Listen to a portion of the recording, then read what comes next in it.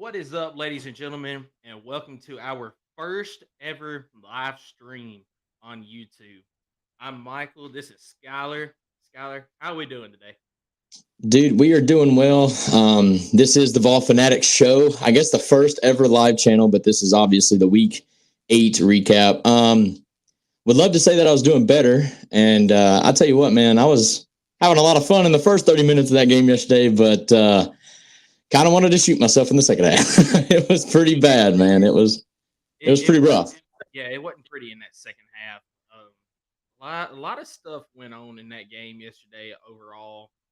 Um, I guess first off, before we get into it, do we have any shout outs for this week that we want to give? Actually, yeah, old ball coach Philip Branham. He's kind of reached out to me several times throughout the whole starting of the show, and never really shouted him out for that.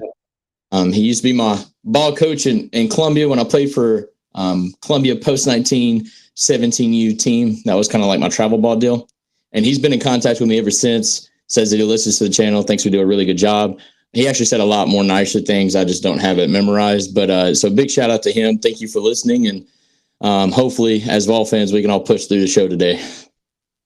Yeah, hopefully so. I don't have any specific individual this week that just reached out and wanted a shout out or anything like that, but just shout out to everyone who has subscribed to us on YouTube. Not as big of a jump this week as it was last week, but I didn't expect it. We had a huge week last week with the number of subscribers, but we're up to 110 now on the YouTube as of us going live today. So shout out to everyone who has subscribed to us and has followed us on TikTok, Spotify, Apple Podcasts. Everybody who has supported us overall. That's exactly right, man. Without them, we are nothing. And we probably won't even have the motivation to do these shows every week. But thanks to the support from you guys, we are here. We're going live now. So be sure to drop a comment. We'll be watching. We'll try to interact when we can. But let's get straight into this recap, man. Everybody says it, tale of two halves. Referees were what they were, but I mean, there's other issues. Where do you want to start with that? I mean, like, let me say this, and this is what bugs me, man.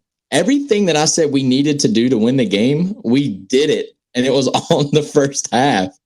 And then the second half, we come out, and I said this on my Facebook page the other day, or yesterday during the game.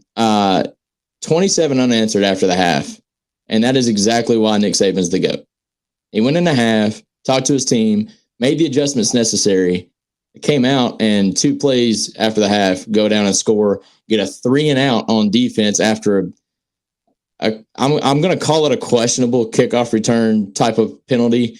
The guy put his arms behind his waist. I guess that's a no catch call. Either way, that was kind of weird because you can fair catch the ball anywhere on the field and it comes out to the 25. So I don't know what the whole explanation was with that. But either way, getting a touchdown in 2 plays, turning around, getting a 3 and out after the half, then going to get the field goal right after that. Dude, 10 points before you could even blink out of the half. And we lost momentum. Bryant Denny got in the game after that, and it was all she wrote for Tennessee Vols. Yeah. So first off, I want to say, a big shout out to Joe Milton yesterday because Joe Milton did exactly what he needed to do yesterday. Absolutely. If we can get that Joe Milton each and every week, and I won't even say the Joe Milton that showed up yesterday, do we need him every week because he threw for 271 yards, which is more than what we asked for.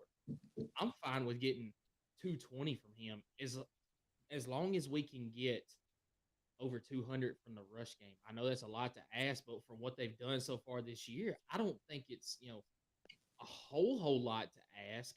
But yesterday, credit to Alabama's Yeah. front seven on defense. They did a fantastic job of shutting down the Tennessee running attack, other than Joe Milton, Yep. and forcing him to try to beat Alabama. And that's ultimately what it came down to was they forced Tennessee to use the passing game, and when the running game couldn't get going, and Tennessee couldn't get going in the second half. And also a credit to Alabama's offensive line because that was probably the best performance I've seen them play all year long protecting the quarterback. Tennessee did get a few sacks in there, but they allowed uh, Jalen Milroe to sit back there and do what he needed to do. They got their running game going at a decent pace. They actually rushed for more yards than Tennessee did yesterday. Oh yeah.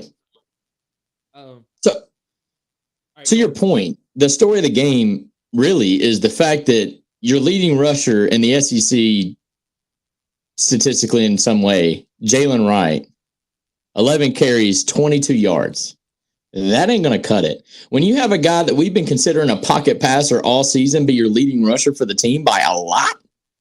I mean, Milton had 15 runs for 59 yards. The next closest guy was Dylan Sampson with 28. Jabari Small had 24. Jalen Wright had 22. That right there, man. Alabama's D front came to play ball. They did it all daggum day. Even in the first half, they shut down the run game. The only big runs or any runs we had positive was Joe Milton keeping the ball. And I can promise you that caught Bama by surprise. That's why we did it. But once Bama made those adjustments at halftime, it was pretty much all she wrote. But what I do like and what gives me a little bit of hope is we were able to get a fast start for the first time in a long time, but like also maintain it. You know, in Florida, we went down and scored within 30 seconds of the game and then just didn't do anything until the fourth quarter. So now in this game, we started out, we had a great first half. And man, what kills me is like we went down and I texted my dad. I said, dude, if we score right before half right here, I'm like, that is going to be massive. And we did. And I'm like, okay, I feel a lot better now about going into half because, you know, everything I talk about is about winning the middle 8. So the last 4 minutes going into half and then how you respond coming out of half. Well, guess what? We didn't respond too well coming out of the half. And but either way, Milton and Squirrel White got involved very early, especially while Alabama's offense was lacking. It was very complimentary in the first half, right? You know, our defense was getting stops on third downs. Offense was going down. Yeah, we went, 2 out of 3 in the red zone. We, with field goals instead of touchdowns. And yeah, you can say that comes back and bites us in the end. But I mean, at the end of the day, points are points against great teams. You're not going to score touchdowns 100% of the time in red zone. I don't care how good you think your offense is. So we just got to keep that intensity up after halftime. I'm not sure what happened other than Alabama came to play ball. And like you said, Alabama's front, Pierce was having his way in the first half, but they made those adjustments. They figured out how to double team, make sure number 27 was covered at all times. But also, Jalen Milroe was getting the ball out. I mean, he wasn't, in the first half, he was holding it. That strip sack, man, that was way too long. I don't know what was going on with this internal clock, but did a lot better in the second half. McClellan came to play. Burton, I'm not giving him a shout out. I hate the kid. I'll be honest. But he did play. He caught great catches in traffic, but I hated the fact that he kicked our defensive back. Now, before Bama fans get upset, we did throw a punch. Here's the big difference. That's a football play where he's literally punching for the ball. Everybody knows that. It's blown out of proportion because he hit the dude's helmet with his forearm. But the intent wasn't to hit the dude in the head. Burton's intent was to kick that guy off of him when he caught the football. But that's all I'm going to say about that. But other than that, man, we're going to have to regroup really fast. And because Kentucky, they're not a pushover. I know they had a bad showing against Florida, but Kentucky, Missouri, Georgia, still a long season ahead of us, man. Yeah, and we'll get into that game later because I definitely have some thoughts on that game. But the thing that makes me so sick about this game from yesterday is, and you can disagree with me if you want to here. I mean, chime in after I get done with this, but I feel like the first quarter, especially, but even that last drive of the second quarter, that was Tennessee at its absolute best this year. That was the best offensive and defensive performance together that I have seen Tennessee play this season.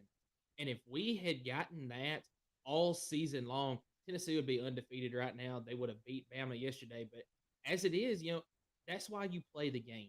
Tennessee this season has not gotten that performance that they have needed all year long.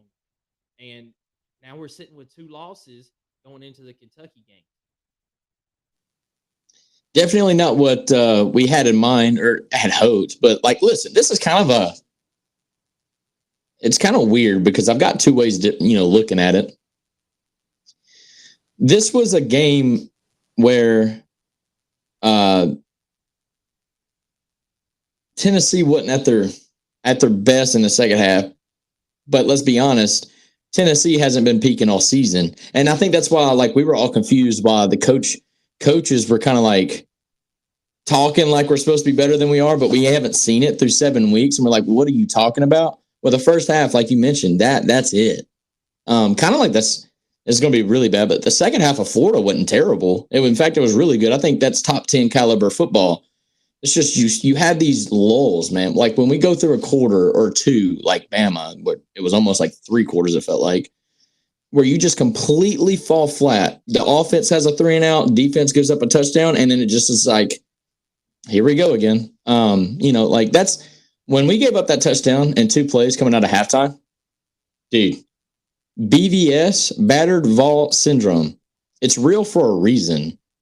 And that's exactly why. I text my buddy, I said, man, it's over. And like, I don't even think they were leading yet. I think we were still winning 20-17. But like, the energy on our sideline wasn't there. We were losing everything. Like, every battle you could think of imaginable. Like, their front was starting to win. They were getting the rushing game going. They were hitting. I think there was like multiple 3rd and 8s or longer that they were converting on, which they wasn't doing in the first half. Like, in the second quarter, I think Bama started 0-4 on 3rd down, which was amazing. But then it just felt like in the second half, they were getting every 3rd down. So, that's something that we're going to have to work on, get in the film room, study it. But now one thing that gives me a lot of hope, man, I think Bama's getting better as the season goes on. Like this is not a Bama that lost to Texas and is just going to fold for the rest of the season. I think they're working to get back because, the path to the playoff is still right there. They're undefeated in the SEC. And I'm fairly confident, even against Georgia. I don't know if we're facing a front that nasty again for the rest of the season. So if we can bring that first half team and bring it for the rest of the season, no reason why we can't win 9 or even 10 games. But that's a lot of wishful thinking. I know Tennessee fans don't want to hear that. But, like at the end of the day, that's kind of where our season expectations was 9 wins. We're still on track to do that, and I do feel like this is a good team, but this is definitely a lesson to be learned by Heupel too. This wasn't just a team thing where they gave up in the half. Heupel made some questionable calls, man. When your defense is playing so good, trust them. Trust them. Punt the ball, pin them deep. That's exactly what flipped the game for us against A&M is when we punted the ball, pinned them deep, got a 3 and out, and then D. Williams returned the ball. But either way, it would have been a great starting field position. We could have done that 2, maybe even 3 times against Bama, but we elected to go for it on 4th down. Of course, everybody knew it was going to be a run. We can't stop, or we can't get the push that we need to get. And it's just like giving momentum away when you do stuff like that. So Heupel's going to have to sit back and learn. Definitely things that we can correct, though. For the most part, not too many like mistakes, penalties, or whatever. Like being on the road, I was really proud that we only had like 1 delay a game, or like 4 or 5 pre-snap penalties. We never even had a pre-snap penalty until right there at the end of the 4th quarter. Right, when Brian Denny came alive. Yeah. And it was like 3 of them in a row right then. But to your point about those 4th down calls, I'm going to agree with you, but I'm also going to disagree with you. I agree. Okay. I agree that when your defense is playing well, like it was yesterday, at least on the first one. The second one, that's when our defense started getting tired. Alabama was getting more push. I think that Tennessee needed to go for it in that situation. But what I'm going to disagree with is the fact that they went for it. You're right. Everyone knew it was going to be a run, but how big is Joe Milton? He is 6'4", like 235, something like that. Put him under center and push. Do not go from the shotgun when you've got a quarterback that big, and don't try to run the ball outside whenever you are doing that, because everyone knows that's what's going to happen. Everyone knows that he's going to run it when he's under center like that, but you can get a push behind him. And I think with Joe Milton being that big, and if you get a push behind him like that, Tennessee converts both of those 4th downs that you were talking about. I think that's where the mistakes were made on that play call. But I also agree with you. The analytics say in both of those situations, you probably should punt it, especially with how well Tennessee's defense played yesterday for the majority of the game. But that's where I think the questionable calls come is Why are you not going under center doing a quarterback sneak when you've got a guy that is 6'4" and 235? But it's not, it's not just Tennessee. We've seen it with KJ Jefferson out at Arkansas. We've seen it with, well, I won't say that we've seen it with Jalen Daniels or Jaden Daniels, because LSU has done a good job of that. But you've seen bigger quarterbacks in the SEC this year that instead of them going under center, going for the quarterback sneak, they are staying in the shotgun and trying to run it that way. And it's a whole lot less probable to pick up that first down on a fourth down when you do that than going under center. You want to know why I think they did that? Why's that? We don't have a Princeton fan. Remember last year on the goal line, we literally went in an I formation and handed it to Princeton Fant for a touchdown. And Alabama even said, we didn't know what to do. They're a shotgun team. They're a spread offense. We didn't know what to do when they went in power I formation and then handed it to the fullback. We got Jacob Warren, but, he just doesn't run, I guess, that aggressive. There's no reason, like you mentioned, why we're not doing the tush push with Joe Milton or something like that, where you get a big body. But I think, to your point, we don't have that big back either that could push Joe Milton. You would have to throw, I don't know, McAllen Castles back there. You brought up the name Jacob Warren. Put Jacob Warren or McAllen Castles there behind him to give him that push. That's who you need back there. Yeah, that's fair. But let's say this. Jacob Warren's been such a threat in the receiving game because I think up until the Bama game, every target he had this year, he caught the ball. And to the point that you made earlier, touchdowns instead of field goals. Well, once again, hit him in the hands and we don't bring up the time. That's not a bad throw by Joe Milton. Unfortunately, because Jacob Warren had to twist a certain way to catch the ball, he literally could not jump. If he jumped 6 inches there, that's an easy catch and touchdown. That was a big kind of even though we got the field goal and we even scored after that, it just felt like it took the wind out of our sails when he couldn't come up with that catch right there. Because Joe Milton actually, I think he made a great look. As much as we've been giving Joe Milton hate, the dude balled yesterday, man. I mean, in the first half. Second half, I think there was a lot of reasons why we kind of hit a wall, whether it was Joe Milton not hitting the easy throws. I think it was a lot of play calling. I think so even though it looks like we were aggressive by going for it on fourth down, I felt like we were very conservative up until the fourth down call. That is exactly what I was going to say. It felt like the play calling was conservative. You were trying to keep that lead that you had, even after Alabama came out and scored that touchdown right off the bat. You can't take your foot off the gas there. This is Alabama, and they're playing at home. You got to keep your foot on the pedal, keep it down, and try to keep scoring. But you are 100% correct. It felt like the play calling was conservative in that second half. Yeah, man. Not really mad at the secondary. In fact, I'm going to give them a lot of props. There was a lot of times Milroe had all day long, and he had nowhere to go with the ball. I mean, props to the secondary. That is probably the best I've seen them cover receivers. Now, I know that's going to look dumb because Milroe had 200-plus yards in the air. But, I don't think y'all understand, especially in the first half, Milroe, the very first play of the game did the naked bootleg or whatever. And, everybody's covered up. And, that shocked me a little bit because usually when a quarterback gets longer than 4 seconds, it's hold your breath as here comes a big play. And it did happen a couple of times, but for the most part, throughout the course of the game, I think our secondary did a great job. In fact, James Pierce strip sack, I think, is a direct result of everybody being covered because Milroe couldn't get the 3-step, throw it out. Did a great job. Like I said, man, there's things to take away from this game that actually really make me feel better. I told you this at the beginning of the season in my preseason expectations / predictions that I actually felt better about Georgia than I did about Alabama just because, one, we got Georgia at home, but two, this is a revenge game for Nick Saban. He doesn't lose those. They brought it up in the CBS podcast. Of course they did. It was Brad and Gary and whatever, dude. Nick Saban doesn't lose revenge games often. So, in fact, I even called it. I mean, the very first sentence I believe I said in our prediction videos, Bama may win by multiple scores, and they did. Now, it looks worse than what it was because of the scoop and score.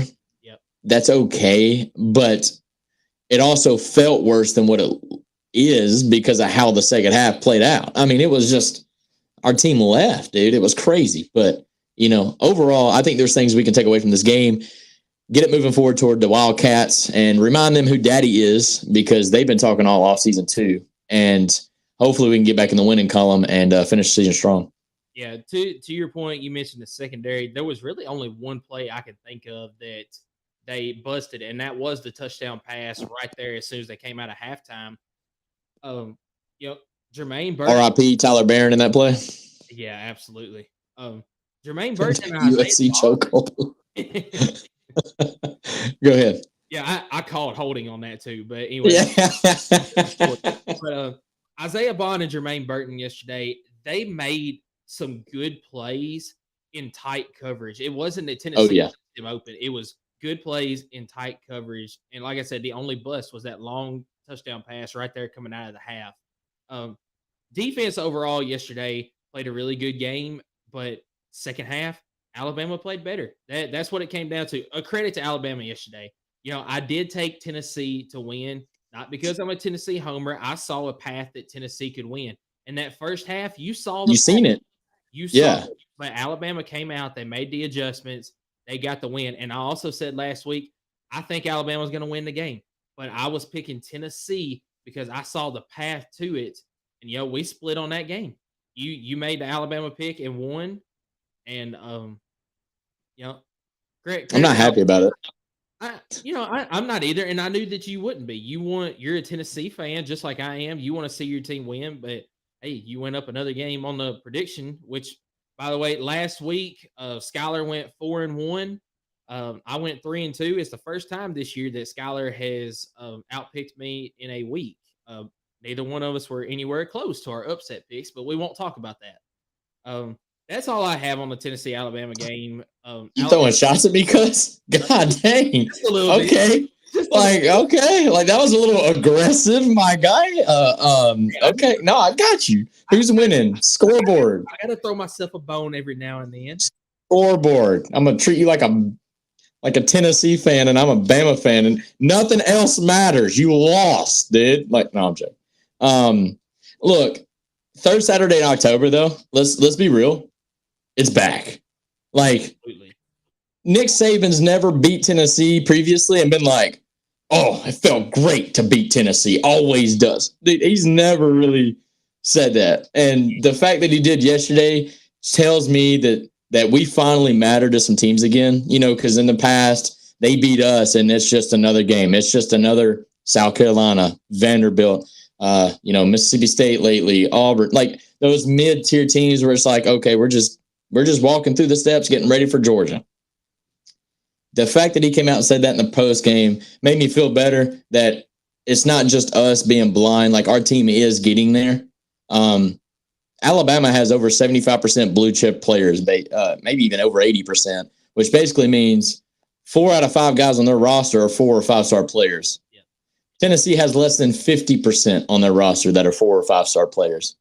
And to be honest with you, we play like the better team for a lot of the game. We let it get away from us in the second half, dude. And that makes me feel better. Give Hype another year or two. Let his players get in the system, because right now he's still kind of weeding that out. But he's making it work. I mean, I know we just got slapped by Bama, but dude, it was in their house. I mean, it's hard to expect to beat Bama in their home ever, and especially when it's a revenge game. But no, man, let's talk about some other games. I'm done talking about this one. I'm ready for Kentucky. I need to get this sour taste out of my mouth. Do we have to talk about this first one, though? Because it was ugly. Is it Mississippi State, Arkansas? Yes, Mississippi State and Arkansas. This game was the 11 o'clock game yesterday. I was at a festival yesterday in Bell Buckle, and there were so many people there. You had zero cell service whatsoever. So by the time I got out of there, I texted you because I saw the score, and I said, dude, what is going on in this Mississippi State-Arkansas game? 7-3, the final in this game, Mississippi State. And when I've rewatched it yesterday evening after the Tennessee game, I almost couldn't make it through it. What are your thoughts? So I did watch this game. I don't know how I watched the game, but I did. And without being too rude, I think Vanderbilt could beat both these teams. I think you're 100% correct. It was bad. It was bad. And Mike Wright tried with his legs, man. They didn't really ask him to throw it too much because we all know Zach Arnett. He doesn't want to throw the ball even with Will Rogers. Dude. So I don't want to blame it on KJ because, I mean, we both felt like, even though I picked Mississippi State because I'm going to throw myself a bone, KJ Jefferson should have won this game, right? But the thing is Arkansas is only where they're at now, and you've said this over and over and over again, because of KJ Jefferson. So I hate to just throw him under the bus and say it's all his fault. It's not. Offensive line was terrible. They were getting bullied all day by Mississippi State. But let me say this. KJ missed a lot of throws. He made throws that he wishes he had back. Made some questionable decisions. Some that definitely hurt him. I don't know what it was, man. It was. They still had a chance to win this game, and their whole entire crowd left the game. I remember in the fourth quarter, they got the ball back in the fourth. Could have went down and drove and won the game. And I mean, I get it, they didn't. But they showed like a little bit of the stadium. Nobody's there. There was nobody. In a one-possession game, and nobody is there. That, I guess, speaks to just how bad the offenses, were for both teams. Credit the defenses, I guess, if you want, because they did play great games. But my God, this was wild to see. And like you mentioned, without KJ next year, what's going to happen to Sam Pittman? Yeah, I was just going to bring that up and say, I think that hot take I came up with earlier this year is coming true. Sam Pittman's on the hot seat. Oh, yeah. They have dropped 6 straight games. Where do you go from here? And, I don't want to put your take down any because the defenses played good yesterday, but I don't think they played great. I think just played bad. Both of them played terrible on offense. Yeah. But I will say this, Mississippi State's defensive line was living in Arkansas's backfield. Yes, and I've said it all year long. The Arkansas offensive line is terrible. That's the whole reason why they hadn't had great success this year is because KJ has been running for his life all season long, and he's been doing everything that he can. A question I do have, you mentioned that Mike Wright didn't throw the ball a lot yesterday, but it's because Zach Arnett doesn't want to throw the ball a lot. And with that being the case, do you think Mike Wright is a better fit at quarterback than Will Rogers? And before you answer this, I like Will Rogers. Matter of fact, he is the 3rd all-time leading passer in the SEC. They showed it yesterday. The only 2 people ahead of him are Aaron Murray and Drew Lock. But the way that this Mississippi State team is going, would they have more success with Mike Wright than they would with Will Rogers because he gives them that extra threat to run that maybe Will Rogers doesn't quite give? I mean, I can see it. Mike Wright had by the way, I know you probably didn't see that. Mike Wright had a long rushing touchdown in this game and got called back. Yeah, both teams had long touchdowns that were called back because of penalties. Yep. But I'm still going to disagree with. I still think Will Rogers is your guy. Will Rogers can run the ball. And he's really good with his arm. I mean, Mike Wright, he did what he was asked to do, but he threw a couple of passes that were some wild ones. But I was really just bringing that up just to kind of see what you say, because I still think that Will Rogers is their guy this year if they win any more games going forward, which there is a chance to do. I think that he gives you your best chance to win, but it is worth looking at that maybe Mike Wright is more of the quarterback in the future that Zach Arnett needs than a Will Rogers type player. Yeah, I mean, that's exactly why. I mean, I hope that's why Mike Wright went to Mississippi State is to play for next year, because I still don't understand why he transferred out of Vanderbilt. I mean, he was the guy at Vanderbilt, and they were building around him. And, I mean, I guess I don't know if he got hurt last year, but he was kind of going in and out with A.J. Swan there at the end. but I still felt like he was the sole reason why they beat Hawaii the way they did last year. Went on to beat Florida and Kentucky. Kentucky, yeah. And he was a reason behind that. And so that was one of the bigger portal guys that like kind of shook me a little bit because I thought that his job security was great at Vanderbilt, whatnot. But yeah, I'm sure he's playing for next year. It may play into Zach Arnett's cards. Like you mentioned, he doesn't like to throw the ball. Yeah, I mean, why not? If you can't throw the ball, add a running back to the quarterback position. And as long as he's smart enough to read the defense, then there's your offense. You're Georgia Tech 2.0. Like, I mean, so we'll see with that. Other than that, man, what do you need to see from Arkansas for the rest of this season that like makes you feel better about Coach Pittman? Because I'm kind of torn on this. Like, you're all in. You think he's gone. It's clearly not looking good. Like, this is that Arkansas has had a span that I would call the Butch span. They won early, kind of a victim of their own success, but they never really won the big games, but they won some games to get them excited about it, right? Mm-hmm. And now you're in your like 5th season with Pittman. I can't remember. And you're 0 for so far in the SEC. You're 0 for 5. 0 of 5 in SEC games, which is exactly what Butch did in 2017. Joker was fired immediately. Like, I just feel like there's no coach out there in my mind right now that fits the Arkansas job better than he does. So, like, I agree with you. And, you know, to answer your question, I really don't know where you go forward from here because, we touched on it last week. They have been in every single game that they have played in this year and had a chance to win it. So, all one possession games besides A&M.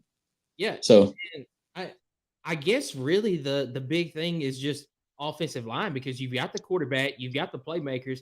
Their defense is good, not great. Their secondary is I would list just shy of great because they've got some tall guys out there that match up with those taller receivers that most teams have. So I think all the pieces are there, but the big thing that's holding them back is offensive line, which I think then causes mistakes that need to be fixed. Yeah, I agree with you. This is one of those very common Bama beat you twice type of games, and something that I'm hoping we avoid next week. So, they were really close in a heartbreaker with Bama 27-24. Yeah. And then they come home thinking Mississippi State's way lesser of an opponent. This is going to be an easy win. Let's get to the, I guess, bye week. I don't know if they've had their bye yet. Their bye week is next week. Okay. So, yeah, I mean, they're just trying to get there. And I told you that last week. They're limping. Like, they're just trying to get there. And unfortunately, this is a game that they needed to have. So, everybody on SEC Nation, SEC Network, they all called it a must win for both teams. And rightfully so. But I honestly think Arkansas, it was more than Mississippi. I mean, Mississippi State's in their first year head coach over a tragedy that happened last year. I mean, like, I do feel like Arkansas needed this one a little bit more. But, hey, credit to Zach Arnett. Got his first win in the SEC as a head coach. And hopefully they can build on it from there. Hey, and Mississippi State still got everything in front of them. They're 4-3 after that game yesterday. All they got to do is win 2 more games and you get a bowl game. Exactly right. Yes, you could say the same thing for Arkansas. They could still win out and get a bowl game, but you look who they've got coming up. You still got Auburn, I know for sure. You still got LSU down the line. I'm not sure who else is in there. I know there's a FCS team somewhere in there that should be a win, but Arkansas could finish 3-9 this year. And I did not see that coming. I think in my prediction video, I said that the floor for Arkansas was either 5-7 or 6-6. I just felt like that they would have enough success to at least make a bowl game, but I don't see a path to it right now.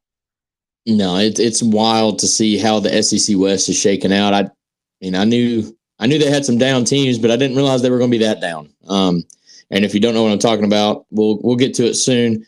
But let's move on to the next game that happened in Como, and I'm a little shook by this one. Like, this was very surprising, which only raises my fear factor about how the rest of the season is going to go a little bit more. And that's the fact that Missouri Tigers in Columbia routed South Carolina. I mean, it wasn't even close. It was all field goals for South Carolina. And Missouri was like, okay, that's fine. We'll just run the ball on you for 160 yards with Schrader. And Brady Cook, I mean, he didn't have to do anything flashy, but he still did. And what is South Carolina? Let's talk about the winners first. What do you think about Missouri, man? Is this? I mean, this ain't a Cinderella story anymore, dude. They're 7-1. They're 3-1 in the SEC. Now they still got to play Georgia. They still got to play Tennessee. But what do we think about Missouri, man? Missouri is the real deal, and we questioned it at the beginning of the season because they really hadn't played that top team, and they still hadn't played the best two teams. Well, they still hadn't played the best team in the conference, and right now, Missouri is better than Tennessee stats wise in the conference, and I would put Missouri ahead of Tennessee right now. But yeah, those are the two toughest games on their schedule that they have not played yet. They have not seen those teams, but they just keep winning. They keep doing exactly what they need to do to win the game, and Brady Cook, he is steady Eddie out there. He is doing exactly what he needs to do to help them win. Got a big game, like you mentioned, from Cody Schrader yesterday. Big game, dude. Yeah, 159 total yards, 6.1 yards a carry, and 2 tutties on the day. Real quick, Robert, dude, thank you for tuning in. Yes. You think Arkansas may not win another game other than maybe FIU, brother? Yeah. I mean, it's definitely not the season that I think Arkansas fans wanted nor had in mind. I don't think even we had that in mind. Like, we thought Arkansas may be down, but I mean, I predicted them 7-5. But I just wanted to get that in there. I appreciate the comment. This is our first live show, and you're the first comment other than Miss Allen. So, but no, now back to South Carolina and Missouri, dude. Yeah, I mean, I hate this for Spencer Rattler, dude. Like, I don't know why I hate it for him, because I guess we kind of wished it on him after last year. We were like, man, he needs a little bit of humble pie. Well, he's getting it. Like, in every way fashionable. Spencer and South Carolina Gamecocks are getting some humble pie. But Shane Beamer, over the week, admitted that he broke his foot kicking something on the sideline after the game last week. Turns around, has a showing like he had. I mean, dude, it wasn't even close, bro. They came out of the first quarter. Missouri's blazing. South Carolina can't keep up. I didn't watch this game because I'm pretty sure it happened at the same time as Bama, Tennessee. It did. I went back and watched it last night, and I was just amazed at what I saw from Missouri. Now, they were going up against a bad South Carolina defense that they absolutely exposed. Terrible. Fire the defensive coordinator. Yeah. I'm not even a fan. But fire. I mean, that's terrible, dude. And it's not like it happened one time. They're giving up 40 to Tennessee. They gave up nearly 40 to Missouri. I mean, they gave up, I don't know. Like, it's insane. They're playing like crap. They gave up 41 to Florida in a heartbreak loss, dude. Like, you go back to the one FCS team that they have played so far this year. Furman still put up, I think it was 23 on them. Yeah, worst defense in probably college football. It's terrible. I think last time they were 130th out of 133 teams in total defense. It's bad.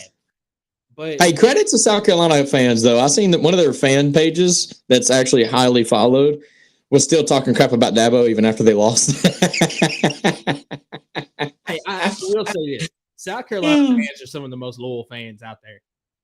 They are loyal to their team for the most part. I'll give them that. Absolutely. I've got some cousins that are South Carolina fans. I've got my grandparents are South Carolina fans. We always give each other hard times through the years. But I made a comment to you off air last week. Is it time that the seat starts heating up on Shane Beamer? But I'm going to retract that a little bit, because the last 2 years he has overachieved at South Carolina. He has. He's just got a down year this year. So I don't think that his seat needs to start heating up yet. I think next year will be a show me year, and then after that, it's okay. It's this or you're gone. Yeah. South Carolina can still do something that kind of rights the wrongs in a way, and that's beat Clemson again later on this year. Oh, if they beat Clemson again this year, then it buys them a year guaranteed. Like, yeah, at least a year. And especially because it's doable. Like Clemson is down this year. Yeah.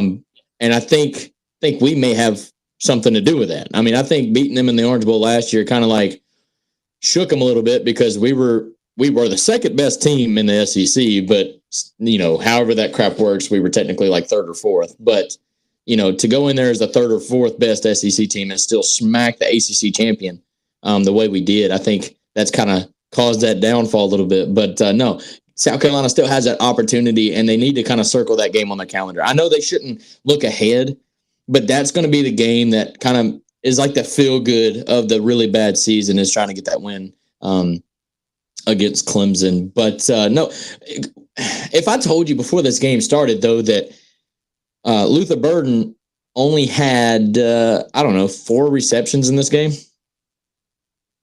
you're like, okay, South Carolina's defense kept him in check. Yeah, no, it was 4 receptions for 90 yards. That's only good for like 22 and a half of average. Yeah, that can't happen. That just can't happen. Like not even a little bit. And then on top of that, you add Schrader's big day. Brady Cook got his legs going too. Like that's something I think that's kind of underrated. Brady Cook can run the ball, dude. Like, and he showcased it. 9 attempts for 64 yards, had a rushing touchdown. I'm pretty sure it was a 20-yard rushing touchdown. I could be wrong, but on if I'm not mistaken. If it was on 4th down, that's even a bigger like backbreaker, dude. Like that's pretty wild. Yeah, I could be thinking about the Ole Miss game. I know Jackson Dart, and we'll get to that. He had one on 4th down, but I kind of want to think that Brady Cooks was also on 4th down. But yeah, but I mean, no, man. For South Carolina, it was same story, different verse on offense. It was passing game had 217 yards on the day. In the rushing game, you only had 69 yards rushing. I mean that. And the offensive line gave up 6 sacks again yesterday. There's a lot of things that need to be fixed with South Carolina. And just like with Arkansas this year, I don't know what exactly you can do to fix it going forward. I mean, like you said, the one way that this season for South Carolina has success is if they beat Clemson at the end of the season. That's their Super Bowl, like, and they need to take pride in that. Like that, I'm not saying that to talk crap. Like that, they need to win that game. Did you know that this game is actually technically a rivalry game? So I didn't, because Missouri was in the Big 12 for a while. So this is a new rivalry game. Once they came into the conference, both schools play in Columbia, South Carolina, Columbia, Missouri. So they named it the Mayor's Cup.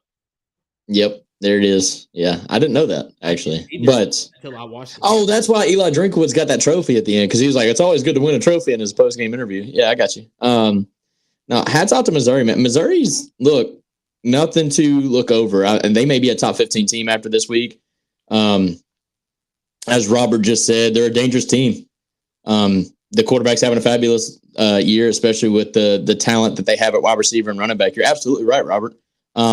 It's not like they've got a one man like show. It's not like they've got a Heisman front run. No, they've got multiple tools in their offense that are going to work with Schrader, Brady Cook, Luther Burden, Wees Jr. They're spreading the ball around. They've got multiple ways they can beat you. And then on top of that, their defense is cooking. All right. No pun intended with Brady Cook. But that's something that we as Tennessee fans, at the beginning of the season, we're like, oh, Missouri, we've hung 60 on them the last 2 years. That's a dub. Yeah, this isn't the same Missouri team. That ain't that same Missouri team, dog. Like, there's no way, and I'm not saying that we can't do it. In fact, no, I am going to say we can't hang 60 on Missouri this year. There's no way. We're gonna have to beat them straight up. I mean, Missouri's. The updated polls, Missouri is now at 16, just behind LSU. That's horse snot. They should be top 15. I agree with you, but they came out at 230, didn't they? All right. Anyways, good game by Missouri. Head scratcher again by South Carolina. Let's move ahead to Ole Miss and Auburn. And my goodness, Auburn about screwed around on one at the end of the game, dude. So I do have to I do have to come out and say I was wrong about one thing. I said this was going to be a blowout. It was absolutely not. It was a good game, and Robert, it is going to be a very close game whenever Tennessee plays Missouri. You're 100% correct on that. But both of these teams looked pretty good offensively and for the most part defensively. It was just it was one of those games that you had to stick around to find out what was going to happen. You didn't know what was going to happen down the stretch, and credit to Auburn yesterday. They played a very very good game. Oh Unfortunately, yeah. they they had a couple of mistakes in there. There was two interceptions that were thrown. That were big, heartbreaking interceptions. One of them was in the end zone of a drive that was very promising, and Ole Miss defender just he kept his foot in bounds. They reviewed it to make sure, but Ole Miss did what they needed to do yesterday. Jackson Dart kept doing Jackson Dart things. He threw for 202 yards yesterday, a touchdown and an interception, and he also ran 14 times for 44 yards. Quinshawn Judkins, man, he showed up and played a great game. He needed a bounce back game. He needed it, like badly needed it. He did, and I did not realize that he's been playing hurt a lot of the year. That's why we hadn't seen as much from him this year as we were expecting. But he made that comment, or the announcers made that comment that they had an interview with him earlier this year and said that he was playing hurt. But 21 carries yesterday for 124 yards and a touchdown. What are your thoughts on this game? Yeah, I want to know if I'm an Auburn fan. So Auburn fans, I'm speaking to you when y'all watch this video. Are y'all a fan of the 2 quarterback thing? Like, I need to know. Like, are y'all okay with, like, in certain situations that you throw in Robbie Ashford over Peyton Thorne, who's usually kind of the guy? Like, situationally, are y'all cool with it? Because I mean, at this point, I think you just make Robbie Ashford a daggum slot receiver or a running back. Keep him in the game because of how dangerous he is with his legs. But I think it throws off the rhythm when you start changing quarterbacks and stuff like that. Like, I've never liked it. I don't even like it in the beginning of the season, like to try to figure out who your quarterback's going to be, because now your quarterback's out there, and at any given moment, any given incomplete pass or mistake, yeah, we're just going to go with the other guy now and then let him mess up, and then we're going to throw the other guy. Like, I don't like that at all. And I know that's not necessarily what's going on here, but still, I mean, as a quarterback, I just think it means the world to know that you're going in the game, you're the guy for the entire game. We're not going to pull you out, put you in certain situations. Like, you're our leader. Run this offense. I don't know what. Okay, to Ole Miss. To your point, and sorry to cut you off. No, you're good. I think that you might be onto something there. Have Peyton Thorne be your quarterback and leave Robbie Ashford in the game as a slot receiver or something like that. Just like what Tennessee needs to do. You need to have Dylan Sampson in the game at all times. Put him in the slot. Have a 2 running back system, something like that. And I'm actually going to touch on it a little bit more whenever we talk about Army and LSU here. D. Williams.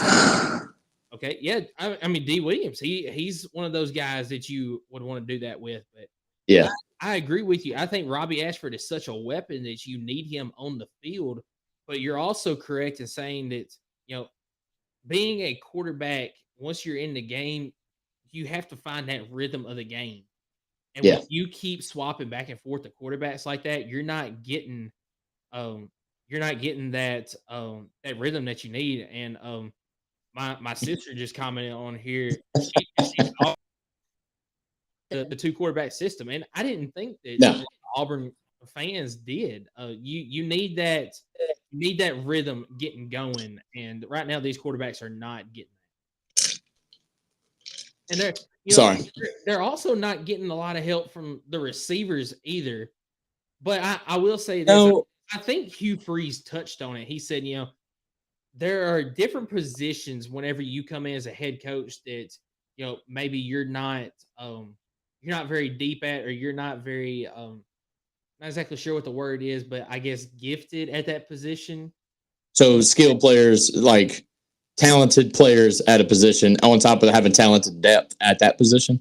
Yeah, and he made the comment that nothing against the guys that he has, but the receivers is that position for him. Yeah, he's not as gifted at as he's got at other positions, and you can see it out there on the field. There's a lot of balls that, although they're not perfect throws, they're still catchable balls that are just being dropped. So what he's saying in a nice way is he doesn't have any playmakers at the wideout position. He doesn't have a guy that's going to win those one-on-ones type of battles, which I completely. Go-to guy. Yeah, exactly. I completely understand that. But one thing you're going to have to learn quick is nobody ever goes into Jordan Hare and it be a blowout on Auburn. That's Georgia found that out earlier this year. Now Ole Miss, and where's that Bama game later on this year? Is it in Jordan Hare? I don't know. I'm not sure.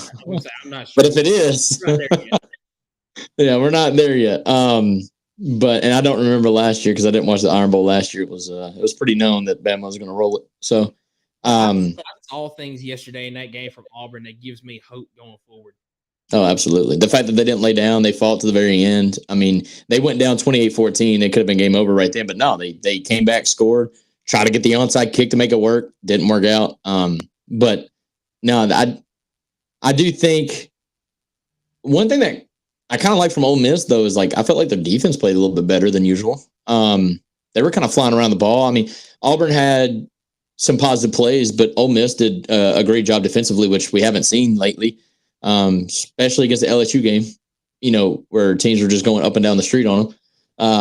And I don't look for big things. I don't have the play-by-play in front of me, but I think it was like 4 or 5 straight possessions in the second half, or maybe it was just 3 that they held Auburn to 3 and outs. Yeah, that's big. That's massive, especially when you can play that complimentary and start scoring on offense. Yeah, that's massive. But do you have anything moving forward? I mean, I think Auburn's going to be just fine. I think they're going to get some wins down the road. I think they're going to beat Mississippi State. I don't know if they play them this weekend. They might. I think I remember that correctly. But anything you really need to see, Ole Miss may mess around and actually be in the playoff conversation, dude. Like I was just about to say that they've only got 1 loss on the season, and the only other. All right, so there's some games that they can lose, but the only other tough, questionable game that I have left on their schedule is that Georgia game. Right. And, let's just say that Ole Miss goes in and they win that game right there. All they're doing is waiting to see what happens with the other teams in the West. They can mess around and make it to the SEC championship game. Highly unlikely because that means Alabama has to lose 2 games. But you're 100% correct. They can still mess around and beat that at-large team to go into the playoffs, depending on what the rest of the country looks like. Yep, absolutely. So, we'll keep an eye on that. Let's touch on this game just very slightly to kind of end the recap for week 8. LSU clobbered Army. The only nice thing they did that night was paint the end zones and celebration for them. Other than that, Army never got to enjoy those end zones. Big fat goose egg. 62-0. Not much to take away from this game. It's kind of like a bye week for LSU. They just kind of went and did their thing. But maybe padding the stats for Jaden Daniels and the Heisman. I turned this game off at halftime because Jaden Daniels didn't play the second half. He didn't. They put in Garrett Nussmeier to start the second half. But I want to turn this game back to Tennessee for just a second. So let's do it. Did you see the Army offense? We touched on the triple option that they like to run, and they have revolutionized it to kind of modernize it a little bit, where they're in the shotgun. They run a 2-back system. They do a lot of motions to get the triple option in with a wide receiver. Why can't Tennessee do something like that? I think with the guys that Tennessee has, you can do that because you need Dylan Sampson on the field at all times. He is a weapon in the pass game, in the running game, all of that. You've got 2 really good backs besides him in Jalen Wright and Jabari Small. That's your chance to get D. Williams out there and get him the ball. I think I'm not as worried about Tennessee. I don't think I'm as worried about Tennessee like completely changing their identity on offense, because you've seen in the first half when everybody's clicking, it works. So now I know it's not necessarily play calling. I mean, second half it was play calling. But when everybody's doing their job and everybody's confident, flying around, dude, like their offense is just fine. So let me backtrack to say, I'm not saying you can't change the entire offense, because that's fair. You're 100% correct. They showed yesterday that offense works, but add in that little wrinkle. Maybe go a possession running something like that, and Tennessee is better suited to pass the ball in that triple option, be a threat to pass where Army is not right now. They hadn't got to that point. So Right. I think that something like that would work for Tennessee to add a little wrinkle to it. Yeah, I mean, and kind of like the last 2 weeks, two games, you've had D Williams warming up with the wide receivers. I think they're purposely doing that, kind of warming him up. I think we may see something like if we needed against Georgia or something like that, Missouri, you might see him then. But right now they're just kind of like teasing it, not really showing the cards, I guess. For that, or maybe we don't even see him at all. I don't know. I know how this coaching staff can kind of lead you on to think that something's going to happen, and it never does. I mean, beginning of the season when Kenyon Pili got hurt, they were like, 4 to 6 weeks. You sure about that? You sure about that? Because he's still out, and he's probably out for the rest of the season. The earliest I've seen is probably Georgia, and even then it's questionable.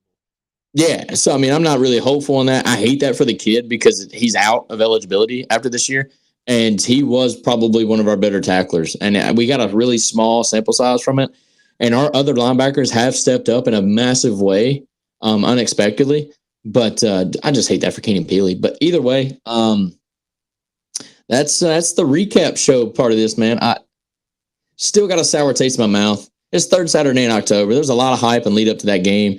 And because of the way the first half went, really had everybody believing we were going to win that game. I mean, CBS was blaring, Tennessee's 23-0 when leading at halftime, getting everybody jacked up. And the moment I seen that graphic, I'm like, well, there it is, 23-1. So I wanted to text you a couple of different times during the game, but I said no. I'm not going to. My mom texted me at halftime. My buddy Snapchat me at halftime, and each time somebody texted me, I was like, I'm not saying a word to the end of the game because I've seen this story play out too many times as a Tennessee fan. It's terrible, man. But let me say this. I said this on my Facebook page, so I'll say it here.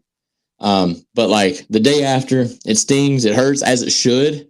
It's the biggest rivalry on our schedule, probably. I mean, aside from Georgia, but I still think Bama's the biggest one. I do feel like the game was closer than it appeared at the end.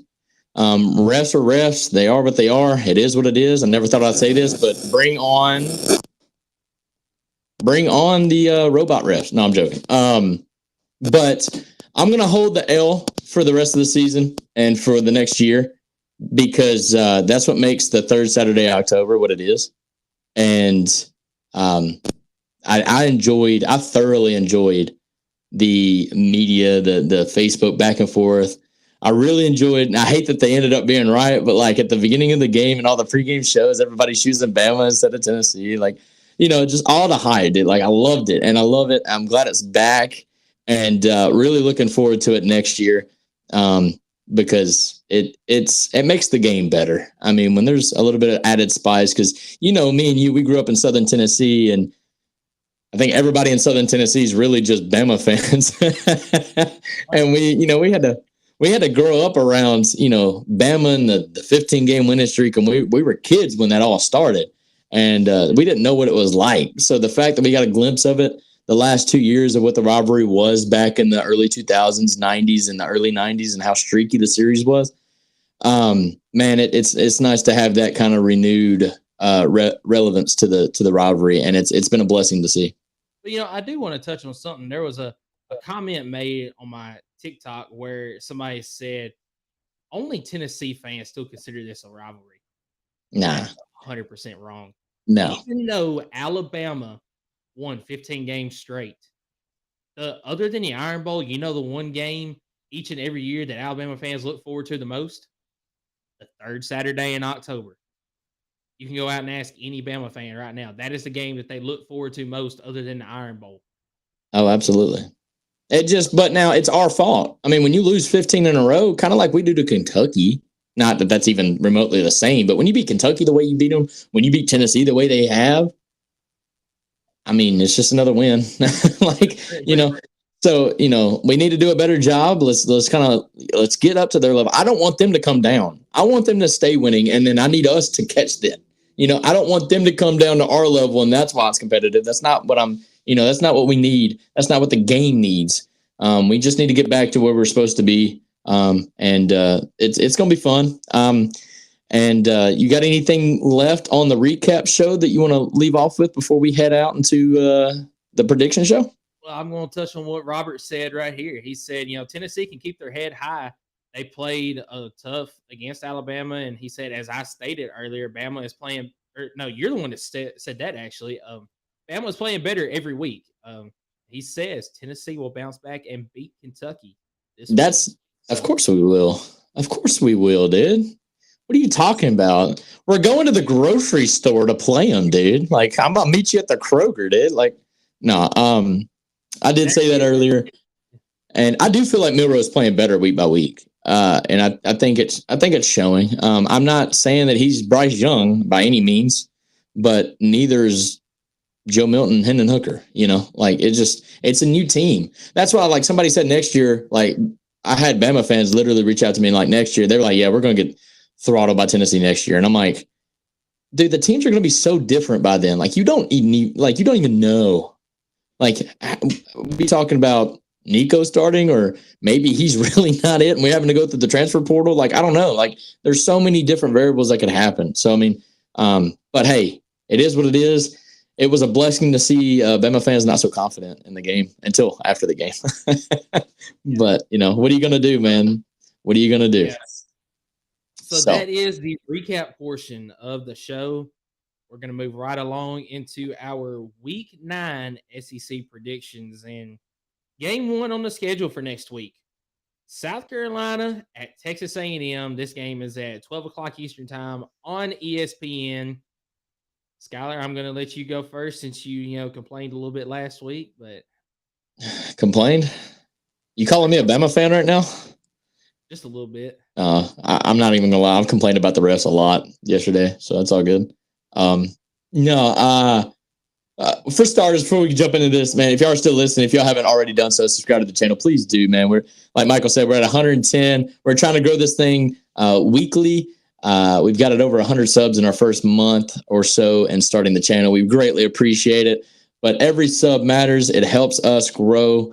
May even do a little giveaway at 500. But this is our first live show. So if we're reading down the comment and you're listening to the pod later down the week, you just know that we are doing a live show this week, and we're going to continue to do live shows for the rest of the season and probably on the basketball season. So looking forward to that. But yes, South Carolina at Texas A&M. There's a lot to talk about matchup wise in this game between, if Spencer can bounce back after Missouri. I feel like South Carolina's offense was so bad against Missouri, they have no choice but to bounce back. But then I also know how poor their offensive line is against a really good defensive front at A&M. They could have a field day, man. I mean, this could be a game. This could be the second game in a row where South Carolina doesn't score 20 points. And I could see Connor Wegman and the A&M defense or offense not really doing too much, but just doing enough. I mean, they could literally win this game scoring 21 points, 24 points, and South Carolina not even scoring a touchdown, kind of like Missouri did.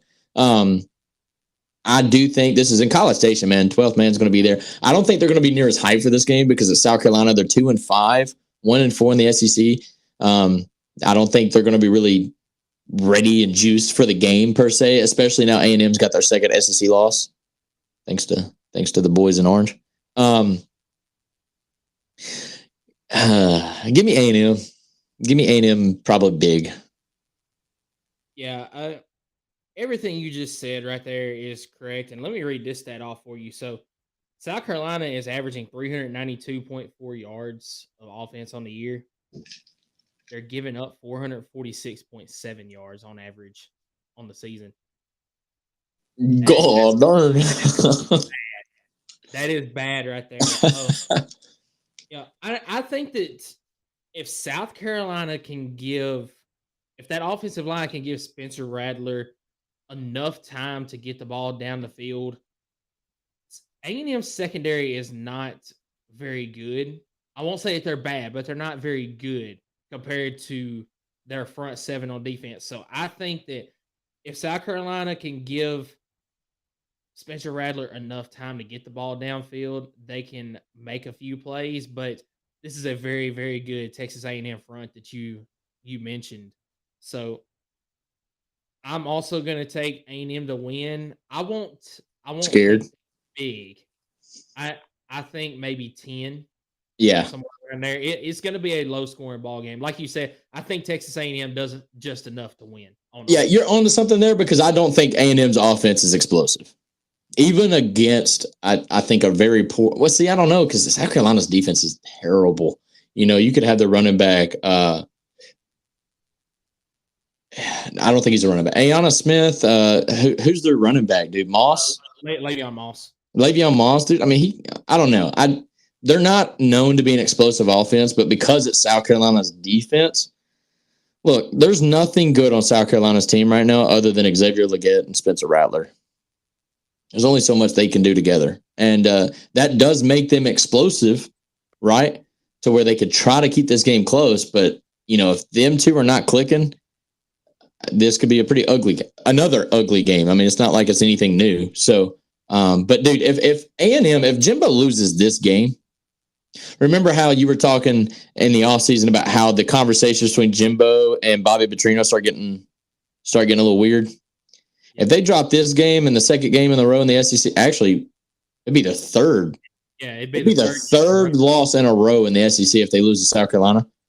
I don't see a world where that happens, but if it does, I don't think it's pretty. So, no, I think A&M is going to win this one and cruise on. But that game is at 12 o'clock Eastern on ESPN. I think you mentioned that. Let's move on to the next game. It's at 3:30 on the SEC Network. It's the battle of the bad on bad in the SEC West again. Mississippi State, Auburn. I will say this, man. Auburn had some life against Ole Miss last week, and Mississippi State, as we all know, is kind of one-dimensional with the run game. Zach Arnett has a lot to do with that. He doesn't want to pass the ball. Then again, maybe it's because he doesn't trust his guy. I mean, Mike Wright. Does he trust Mike Wright? I don't know. Having Will Rogers it hurts them bad. But even with Will Rogers, they only had one true game where they let him run or throw the ball at will. So I do think Auburn actually gets their first win in the SEC this week. It's at Jordan Hare again. And they kind of get even with, I guess, Mississippi State in the standings. So I don't know if you saw me start smiling. That's because I'm also taking Auburn in this game. I didn't want to let you go first. I didn't want to have that pressure of agreeing. Yeah. But I'm gonna take Auburn for a reason that you didn't mention. I trust Auburn's defense a lot more than I do Mississippi State. Yeah, they play good. Yeah, I think that Auburn on defense will be able to hold the Mississippi State ground attack. And I think that, if Will Rogers is back, or even if it's Mike Wright, I think that the secondary of Auburn will be able to hold Mississippi State. So that's why I'm going to take Auburn, is because of the defense, and they're going to do just enough on offense. They're not going to come out and, be world beaters on offense. Right. They're going to do just enough to win the game. But now let me mention this. Mississippi State's defensive line they were on another level against Arkansas and KJ Jefferson. So it is, but also in my opinion, that was a one-off. They haven't just been dominant in other games this year. They've been comparable, but they haven't been dominant like they were in that Arkansas game. Yeah. Auburn's offensive line is not near as bad as Arkansas's offensive line is. So yep. I think that's why I'm going to take Auburn, is because the defense, and I think the line is going to they're going to open up enough holes for the running game to get going. I got you. You want to lead us on into the SEC game of the week? So we have the cocktail party. Yeah, we have the world's largest outdoor cocktail party. It is Georgia at Florida, although the game is in Jacksonville. I think this is the last time it's going to be in a neutral location, though. I think going forward, they're going to play this game in a home and home. Okay, so let me say this before we even get in the game. This is the one instance I'm kind of mad about that. I think having it in Jacksonville was actually really good for both teams. And I kind of want to know from Georgia and Florida fans, but general neutral site games I freaking hate, right? Like, it makes no sense. Like Tennessee playing Virginia and Nashville earlier this year. They had to do that because technically it was like a scheduled away game for Tennessee. So they had to make it neutral site. I guess for some reason you can't play at Neyland 8 times in a season. That's stupid. But, this has been, we're all about tradition, right? And this game's been played in Jacksonville for how long? Like, I don't even know. But like ever since I've known the game, they played it in Jacksonville. And it's always a scene, right? When you get to the stadium and one half is red, the other half is blue. Like that's kind of it's really cool. I don't know. You're never going to see that again. But then again, now each team has to face the battles of home and away.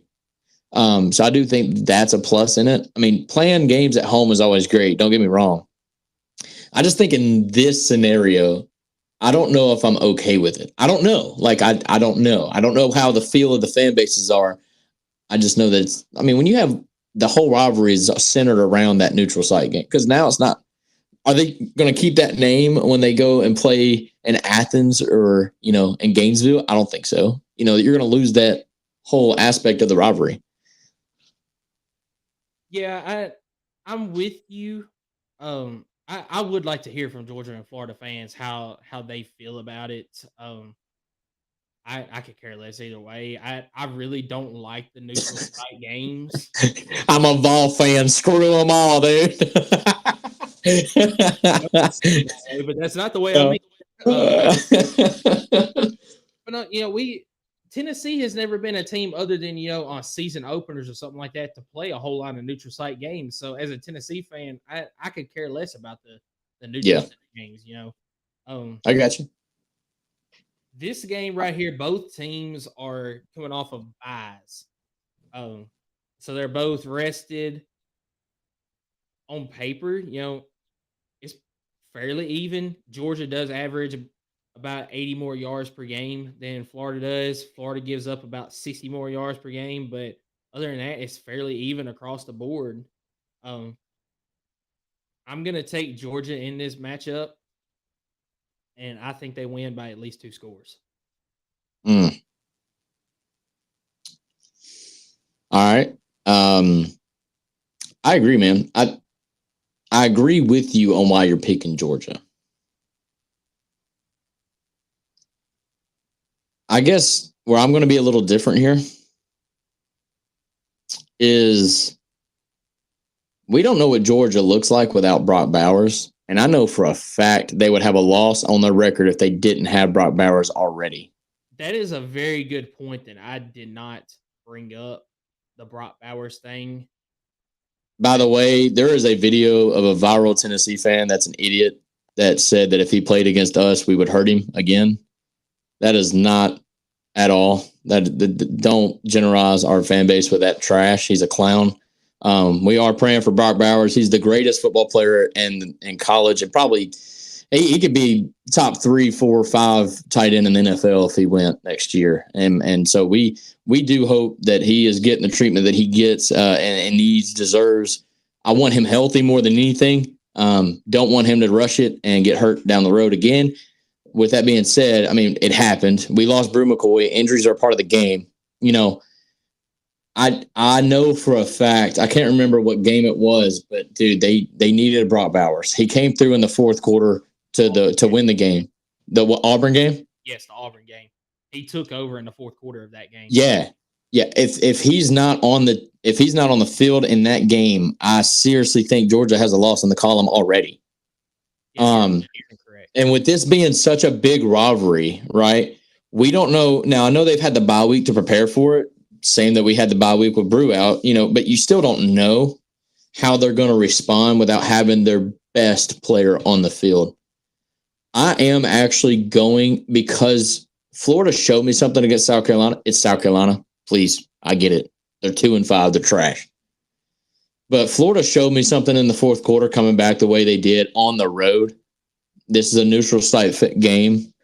But this is also the reason why I'm picking Florida is it's also my upset pick of the week. I'm kind of gonna tease it a little bit. I'll still say it later on the show, but I want to see Georgia how they perform without their best player, without their guy that they lean on day in and day out. And if they can respond, and if they beat Florida, now I think defensively I think they're going to be just fine. But also, we've talked about this. Their defense hasn't been showstoppers by any means. I mean, they've gotten scored on plenty this year, except for Kentucky. But I'm going to take Florida to win this game at the cocktail party. It's going to hurt Tennessee. It's also going to help Tennessee. Tennessee fans are not going to want to hear this because I know they probably don't think there's a chance in hell. Excuse my language. But there is still a path for us to get to the SEC championship, and it's pretty simple. We just don't control it. We have to win out first and foremost. Then you're going to need Florida to lose 2 games. So technically, we would like for them to lose this one and then another one, right? We need Georgia to lose 1 game, and then we beat them. And then we'll have to beat Missouri straight up, and Missouri will have to lose another game. So there's a lot of tiebreakers in this. It's kind of weird that this late in the season you got three contenders for the East, and then Tennessee's kind of in that bubble right there that technically there is a pass still. So I'm going to take Florida. I think this is actually going to be a really fun, close game to watch, though. Yeah, it could be. I just feel like, you mentioned the blue chip ratio earlier with Alabama. I think that blue chip ratio, kind of overwhelms Florida a little bit because Georgia's is right on up there with Alabama. I think Alabama and Georgia are probably either 1 and 2, or I know for sure they're both in the top 5 in the nation as far as the blue chip ratio goes. So yeah. You make a good point there with Brock Bowers because he is the best player in college football right now, and it's no questions about it. I just feel like that outside next man up.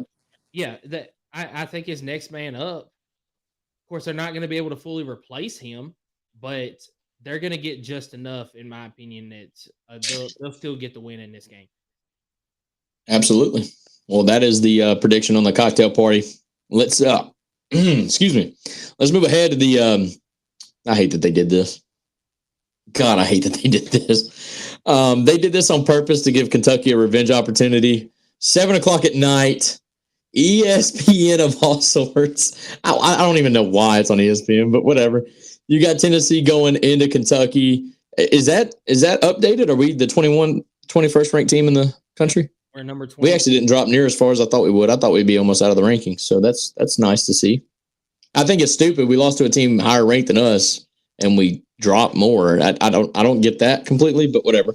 It's going to be a night game in Kroger or at Kroger Field in Lexington, Kentucky, kind of giving Kentucky a chance, I guess, to do their own little type of dart mode. But now they've already wore their black jerseys this year, so I don't know if they'll wear them this year. We'll probably bring out the orange breeches in some way. I have a feeling for that. I think we'll wear the orange breeches. I'm usually pretty right on the uniform combo. But what are your initial thoughts on this one? To me, man, as a Tennessee fan, bro, it's Vols all day long. It's Kentucky is definitely our like redheaded son, stepchild. Just a pain in the butt, but we continue to whoop them every year. So you're right on that. It's kind of like Alabama was with Tennessee until we broke the streak. I teased something a couple weeks ago that I'm still going to kind of stay on. So we talked about Texas A&M coming into Knoxville being a bad spot for Texas A&M because they just got done with the Alabama game, and now they're coming into Knoxville after that game. Tennessee just got done playing Alabama, and they're going to Lexington to play against Kentucky, who isn't great by any standards, but is still a comparable team. And especially at the beginning of the year, that scared me for this game. But that was also when we thought that Devin Leary was going to be this guy that he was hyped up to be. He's not. He's not at all. He's not that guy. And I think it's just a bad matchup for Kentucky in this game. So yeah. I kind of think the spread in this game was 14.5 Tennessee. I could look it back up again. I'm not 100% sure, but I think Tennessee wins, and we're covering it. I do think they cover. I think it's just a bad matchup because Tennessee is so good against the run, And Devin Leary has not showed anything so far this season that he is going to be a threat down the field. And I think that Tennessee is going to be able to, I think they're going to be able to expose their will on offense, especially running the ball after the performance that they had last week against Alabama. So I've got Tennessee winning, and give me just a minute, I'll have the spread, but I think they cover the game no matter what the spread is. I think you're right, but I think it's because the matchups really favor Tennessee, like you mentioned. Like their best offense is with Ray Davis. Well, guess what? Our rush defense is amazing, and it only wasn't great with Alabama because, I mean, everything was working for them in the second half. But in the first half, they only had 16 yards rushing, right? So our defense was cooking. I think if we can shut down Ray Davis and force Devin Leary to beat us, kind of like Bama made, Joe Milton, they forced Joe Milton to beat us in the second half. I think you're right. I mean, it kind of, man, that would be crazy to go in their house and actually like blow them out, because usually that's not necessarily how it happens. I remember back several years ago, Hendon Hooker and the boys went down there and it was a freaking shootout with Will Levis, but we ended up winning it. And then the time before we went there, we got that massive fourth down stop at the goal line. So, I mean, the last several times we went to Kroger Field, it's been kind of close, closer than we want it to be. But I think this may be one of those trips to Kroger Field that we run the Wildcats out of the stadium. They are 5-2. They're 2-2 in the SEC. Same with Tennessee. But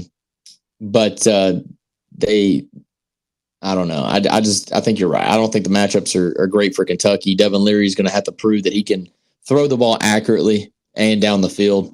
Milton, kind of the same way, but then again, I know he's got it in him. I mean, we've seen it in the first half of Alabama. We haven't seen it at all with Devin Leary, really. So, I think the boys win big, and hopefully we get back in the win column, because if we take another L right here, dude, it's a gauntlet. You got Missouri, UConn, Georgia. So I mean, Kentucky, Missouri, UConn, Georgia, and then Vanderbilt. I'm not really worried about UConn and Vanderbilt. I get that, but you still got 3 big games in the SEC left to play, and we need to win them all. Okay, so I am definitely taking Tennessee to cover because I was completely wrong on the spread. Tennessee minus 3.5. Okay, yeah, I was about to say 14 is pretty lofty, but I still definitely take them to cover the spread. But I think my points are right there, though. I mean, the last few times we went to Kroger Field, it's been kind of close games, but yeah, I don't think we'll have to worry about that. But we said it earlier. Tennessee has done to Kentucky like what Alabama has done to Tennessee, in that even in Tennessee's down years, they have still beaten Kentucky. Even like Kentucky has had what, 2 or 3 10-win seasons since Mark Stoops has been there. Tennessee has beaten them just about every year. There was the one year whenever Garantano threw like 10 interceptions. and 3 of them are pick sixes. Yeah. So really, other than that, even those are bad times. It beat Kentucky every year. Those are bad times. I don't want to talk about that ever again. But yeah, you're absolutely right. Absolutely right about that. Yeah, I think the boys are going to have a day. I think our running game comes back. I think our front has another game where they just push the defensive line around, because like I said earlier, I don't think we face another defensive front as nasty as Alabama's was. Maybe against Georgia. But for the rest of the season, I don't think we see a front that nasty. I think our running game is going to be just fine. I think Wright will actually maybe even eclipse 1,000 yards this year.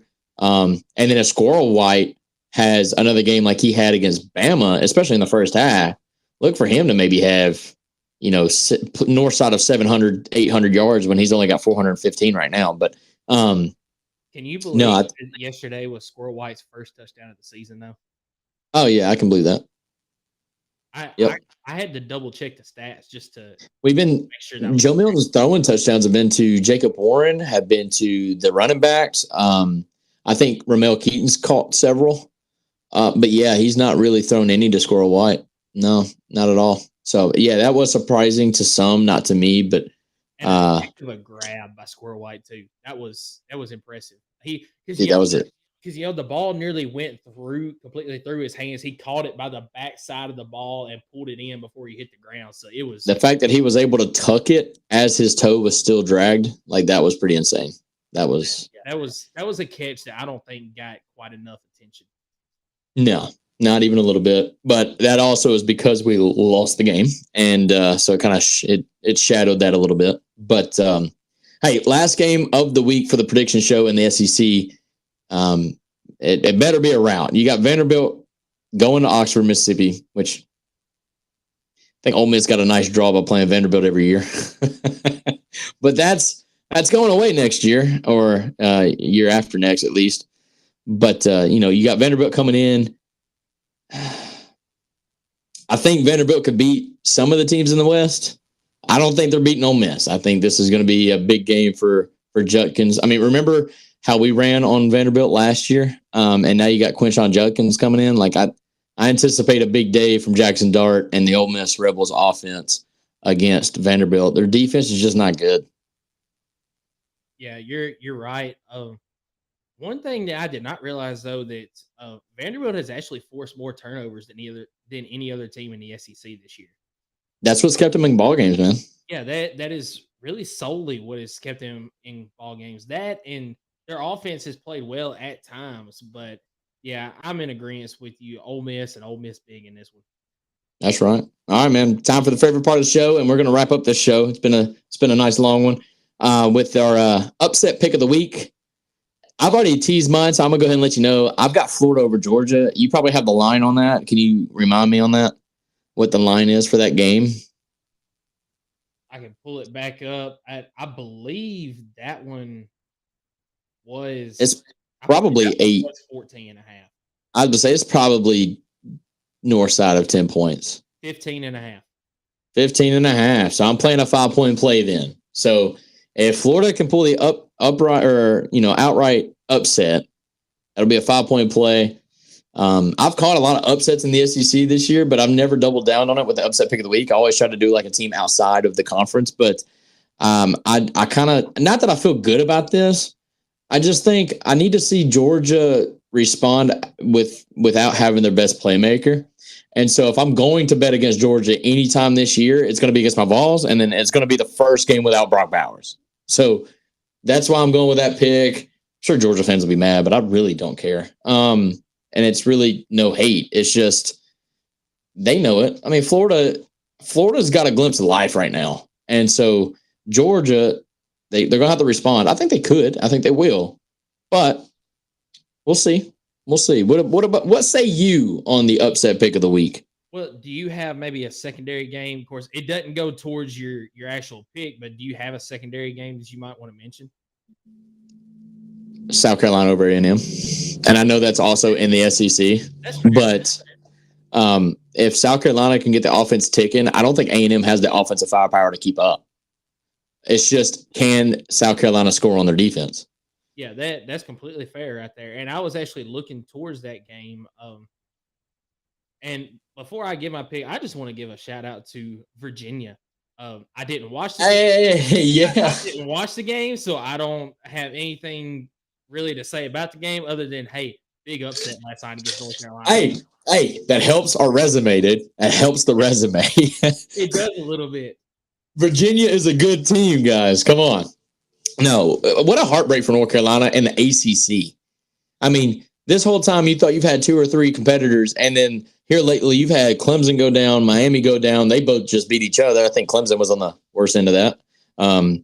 But now you got North Carolina losing a dud to a 1-5 Virginia team. And now you literally have to rely on Florida State to win out. It's doable. Yeah, but thing that hurts that North Carolina so much about that game was it wasn't just ACC championship talks. They were in the conversation to go into the playoffs.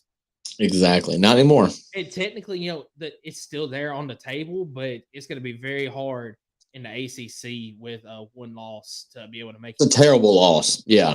Kind of like everybody was saying with us with Florida, but now Florida's turned around and they're 5-2. Is it really that bad of a loss? I don't know. But yeah, you're right. Big shout out to Virginia. All right. So I've got 2 games I want to talk about. Both of them are out west. And I might end up changing which game I go with after, Oh. other than the one that I told you. But 2 games I'm looking at. One team pulled an upset last night. Oregon is traveling to Utah. Utah is a 5.5-point dog at home. Mm. You also have USC traveling to Cal. Slam Cal, dude. USC's trash. Slam Cal. Is a 9.5-point dog at home. Take Cal. And USC's defense is so atrocious. So is Caleb Williams. Honestly, this year he has not played up to the hype at all. Bro had no touchdowns last night. For the first time, I think since he's been at USC, he had no touchdowns. I didn't even see that. I did not. Or no passing touchdowns. I think he ran for 1 or 2. I did not even see that. Sorry, yeah, he had a passing touchdown every game at USC until last night. Yeah, so I told you going on I was going to take Utah over Oregon, but Utah, if they go in and they beat USC and then beat Oregon in back-to-back weeks, I think that's just too much for them to ask since Cam Rising is not back. Because I was going to ask if he's playing in the game. No, he's not back yet. That knee injury was a whole lot more serious than they originally. Yeah, they made it sound like he was coming in the second week of the season, and then he basically it's been all year. He basically tore up everything in his knee from. Oh wow! So I was going to take Utah, but Oregon's defense is good enough that I don't think the Utah offense can get enough going to win this game. So I'm going to take Cal over a USC team that I think is about to go into a free fall. Like I said, Cal is a 9.5. Did you hear the latest news out of USC and the reason why this could be even more believable? I did not. I was told that Lincoln Riley, and when I say I was told, I've seen something on Facebook. It could be completely fake. I don't care. Lincoln Riley's shopping for NFL jobs to stay with Caleb Williams when he gets drafted. I can honestly see that. So Lincoln Riley may not even be checked into the USC program. Yeah, I think that's fake news because I've seen it on Facebook, whatever. But at the same time, could you put it behind the guy? No, I could not at all. Especially, I think this man is falling in love with Caleb Williams, and I feel like they could literally go wherever, and they just, as long as they're together, I guess, that's off to them. But and especially the way that he left Oklahoma too. It was, Lane Kiffin reminiscent whenever Lane Kiffin left Tennessee. But stop talking about it. Sorry, I just had to bring up my love of. No, you did. You didn't. Speaking of Lane Kiffin, he tweeted when Heupel was asked about the officiating, is it one-sided? And Josh Heupel just kind of, is that silent enough for you? Yeah. Lane Kiffin actually shared that and said, I know exactly how you feel. Yeah. And to hear him say that was kind of weird because he's been in both sides, right? Like he was the head coach for Tennessee at Bryant-Denny, so he knows what that's like. But then he was also the offensive coordinator for Alabama for 2 or 3 years. So, I mean, he's seen both sides of that. But to see him share that publicly on X or Twitter, however you know it, I thought that was kind of weird. And I don't know if he was doing it to kind of rub it in or if he was doing it because he actually felt a little sentimental. I don't know. I don't know how to take that. I don't know. Whatever. I don't either. But yeah, I'm going to take Cal over USC for my upset pick. And, guys, that is the show for this week. Skylar, you got anything else that you want to say before we get out of here? Yeah, man, this is the first live show. We're wrapping it up, but I appreciate everybody tuning in. I think we peaked at like 6 or 7 viewers on our first show. That's amazing. I appreciate you guys. If you are tuned in right now and aren't already following the channel or subscribed to the channel, please do. And whether you listen here on Spotify, Apple Podcasts, if you could do us a favor and just subscribe on all 3 platforms, helps the channel out a lot. We are trying to push for 500 subs on the YouTube. And we might even do a little giveaway. I don't know. It's just a new thing that me and Michael kind of started up for the football season only. But I think we really fallen in love with the idea of taking this thing and trying to advance it and improve it every week to try to give you guys what y'all want to hear. And hopefully we can continue to have fun while doing that. And, feel free to reach out to us, comment on the video if you think we messed up or if you agree on something. We want to hear you. I mean, y'all drive the show, and we will stop at nothing to continue to try to do better week in and week out. And hopefully our Vols will do the same. And a shout out to Robert Mackenberg, man. He's he's been commenting throughout the video here. Big shout out. Yeah, just putting some stuff in there, giving bro. Listen the whole time, bro. He sure did. And his last comment here: enjoyed your show, good commentary, guys. Man, we appreciate that so much, and you know, we appreciate if you tune in each and every week. He commenting on there like Robert did.